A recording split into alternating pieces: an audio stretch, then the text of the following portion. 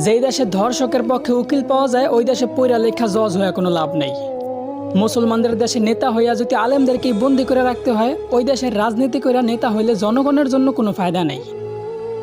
৯৫% মুসলমানের দেশে যদি মুসলমানদের কষ্টগুলাই তুলে ধরা না যায়, ওই দেশে নামি দামি সাংবাদিক হইয়াও কোনো লাভ নেই। বলি জাকাত না দিয়া সুদ খাইতে খাইতে দেশটারে করছো ছারখার। এখন সূর্যের তাপ গায়ে লাগে, তাই তোমাদের বৃষ্টির দরকার। আলেমদেরকে বন্দি করে আবার আলেমদের মাধ্যমে আল্লাহর কাছে বৃষ্টি কামনা করলা। বিষয়টা এমন হইল না যে কোনো এক ফল গাছের গোড়া কাইটা ফালাইয়া সেই গাছ থেকেই আবার ফলের আশা করলা।